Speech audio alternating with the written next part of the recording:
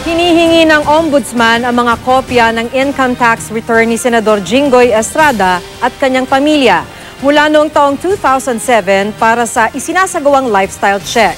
Handa naman si Estrada na sumunod, pero bakit daw pati kanyang mga anak idinamay pa? Nakatutok si Salima Refran. Gumulong na ang investigasyon ng Office of the Ombudsman sa mga ari-arian ng mga mamabatas sa dawit sa bilyong pisong pork barrel scam. Sa isang pahinang surat kay BIR Commissioner Kim Henares, hiningi na ng Office of the Deputy Ombudsman for Luzon ang kopya ng income tax returns ni Senator Jinggoy Estrada mula 2007 hanggang 2012. Bukod kay Estrada, pati ITR ng asawa niyang si Presi at anak na konsehal na si Janela hiningi ng Ombudsman. Pati ang 8 taong gulang na anak ni Estrada, dilusot dito. Normally naman ang properties hindi naman nalalagay sa pangalan ng subject mismo. It's usually placed in the names of nominees or yung tinatawag na dummies.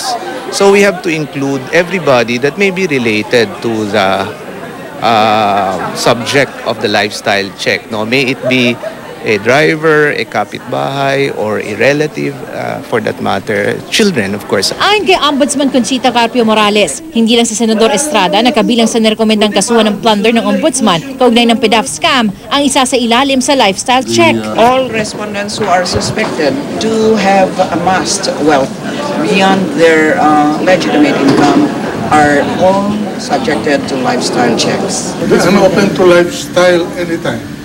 I filed my income tax return, my SALN, it's available to them. They can look at my the records of the companies that my family owns, if we acquired any additional asset. Sigaw naman ni Senador Jinggoy Estrada, political harassment ang ginagawang ito sa kanya. As I've said before, I'm open to any lifestyle check. Pwede nila i-summon yung mga income tax returns ko. Kaya lang, huwag naman nila idami yung pamilya ko. Pati ba naman yung anak ko maliit wala naman kamalay-malay sa politika dadami nila. Huwag naman ganun. Sobra na yan. Okay, it's all welcome. Kamukha rin pag-lifestyle check sa akin. Oh, were they able to prove anything? Tiniyak naman ng Ombudsman na mananatiling confidential ang mga dokumentong isusumite ng BIR. Hindi rin sinabi kung dahil ba sa PDAF scam ang lifestyle check. Salima Refran, Nakatutok, 24 Oras.